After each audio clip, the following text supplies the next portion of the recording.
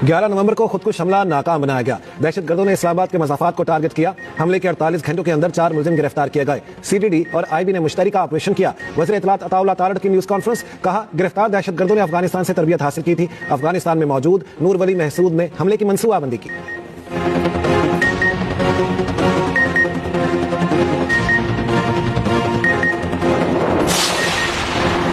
DG ISPR कुछ देर में senior सहाफियों के साथ नशिस्त करेंगे। सिक्योरिटी उमूर, इंसदाद दहशतगर्दी, ऑपरेशंस पर तफसीली बातचीत होगी।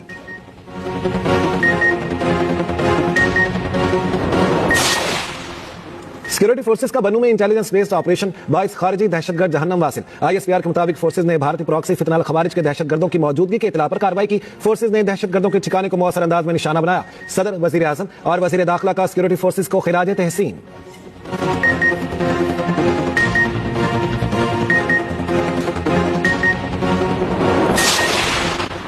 पेशावर में एफसी हेडक्वार्टर पर खुदकुश हमले का मुकदमा सीटीडी में दर्ज। मुकदमा एसएचओ की मुद्दत में दहशतगर्दी की दफात के तहत दर्ज किया गया। सीटीडी ने खुदकुश हमले की तहकीकात शुरू कर दी। हलाक दहशतगर्दों के जिस्मानी आज़ा के नमूने हासिल कर लिए। IG KP police Zulfiqar Hameed ने मीडिया से गुफ्तगू में कहा, हमलावर अफगान शहरी थे। ट्रैक कर रहे हैं हमलावर कहां से आए थे।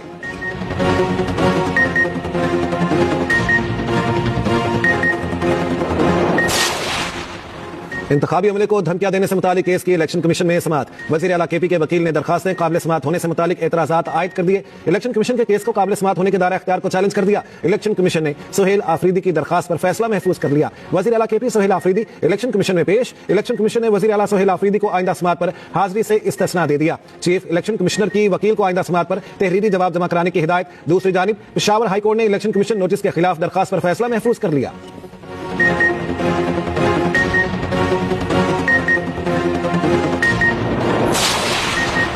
पीटीआई का हरिपुर ज़िमनी इलेक्शन से मुतालिक व्हाइट पेपर जारी करने का ऐलान। सलमान अकरम राजा का कहना है, वजीर आला खैबर पख्तूनख्वा ने किसी को कोई धमकी नहीं दी। हम अपना तफसीली जवाब इलेक्शन कमीशन में जमा कराएंगे। वजीर आला खैबर पख्तूनख्वा सुहेल आफरीदी ने मीडिया से गुफ्तगू में कहा, हमारी कोई इनिंग्स जारहाना नहीं, हम कानून के मुताबिक आगे बढ़ेंगे।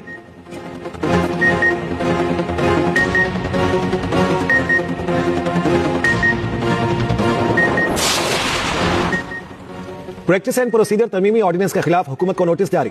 आईनी अदालत में प्रैक्टिस एंड प्रोसीजर तरमीमी ऑर्डिनेंस के खिलाफ अपील पर समाअत। जस्टिस आमिर फारूक की सरबराही में 5 रुकनी लार्जर बेंच ने बैरिस्टर गौहर की अपील पर समाअत की। वकील समीर खोसा ने कहा, सुप्रीम कोर्ट के रूल्स आईनी अदालत ने अपना लिए हैं। रूल्स के मुताबिक 5 रुकनी बेंच अपील पर समाअत नहीं कर सकता। Additional attorney general Aamir Rahman ने कहा, आईनी अदालत ने खुद तय करना है कि कितने जजेस अपील सुनेंगे। जस्टिस आमिर फारूक ने रिमार्क्स दिए, नोटिस जारी करने की हद तक तो कोई मसला नजर नहीं आ रहा।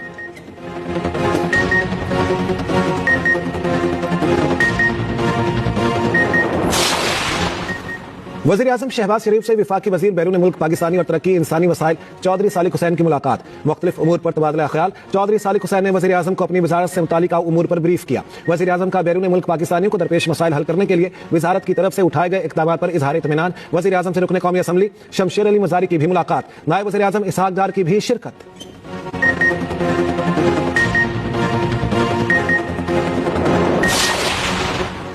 ईरान के कौमी सलामती कौंसिल के वफ्द का दौरा पाकिस्तान। नायब वज़ीर आज़म इसहाक डार से ईरानी सुप्रीम लीडर के नुमाइंदे डॉक्टर अली लारीजानी की मुलाकात। फ्री कैन का मुख्तलिफ शोबों में 2 तरफा ताल्लुकात मज़ीद मजबूत बनाने के अज़्म का आदा।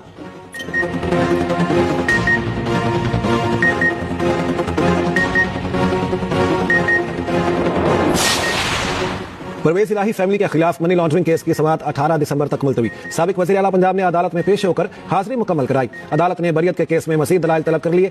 FIA अदालत के जज ने दलाइल मुकम्मल होने पर फैसला महफूज किया था। परवेज इलाही के वकील ने मजीद वक्त मांग लिया। कहा, आमिर सईद ने दलाइल दिए थे, वो पाकिस्तान बार का इलेक्शन लड़ रहे हैं।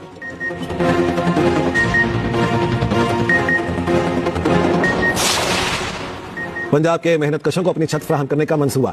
जंग और कमालिया में 20,000 वर्कर्स के लिए 3 मरले के प्लॉट देने का प्लान तैयार। अपनी छत अपना घर स्कीम के तहत घर बनाने के लिए कर्जे दिए जाएंगे। वज़ीर आला मरियम नवाज की प्रोजेक्ट की जल्द तकमील के लिए फौरी इक़दामात की हिदायत। रेलवे ट्रैक, सड़कों और नहरों के किनारे शजरकारी के इक़दामात की हिदायत।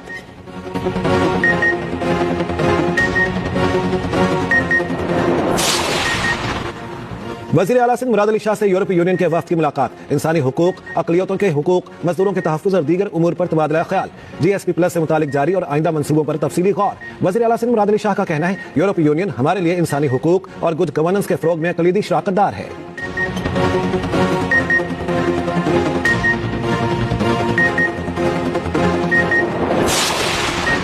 University of home economics Lahore का सालाना कॉन्वोकेशन। गवर्नर पंजाब सरदार सलीम हैदर ने खिताब में कहा, 48वें सालाना कॉन्वोकेशन में शिरकत मेरे लिए बाइसे फख्र है। ये पाकिस्तान और पंजाब के इदारे हैं, हमने इनको बेहतर करना है। यूनिवर्सिटीज की हालत बेहतर होगी तो मैं सर उठाकर जाऊंगा।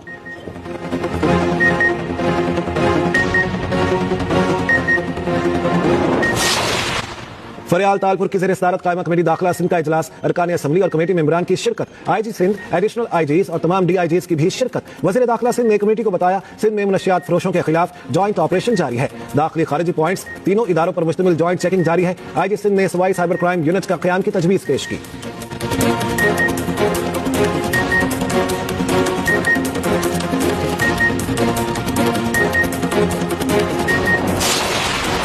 एथोपिया में आतिशफिशा की राख पाकिस्तान पहुंच गई। एथोपिया में 12,000 साल से सोया आतिशफिशा जाग उठा। आतिशफिशा की राख गवादर के जनूब में 60 नॉटिकल मील देखी गई। महकमे मौसमियात ने आतिशफिशा की राख से मुतालिक अलर्ट जारी कर दिया। फटने वाले आतिशफिशा की राख के बादल भारतीय शहरों तक पहुंच गए। गुजरात, नई दिल्ली, राजस्थान, पंजाब और हरियाणा में आतिशफिशा के असरात, फ्लाइट ऑपरेशन मुतासिर, कई परवाजों के रुख मोड़ दिए गए।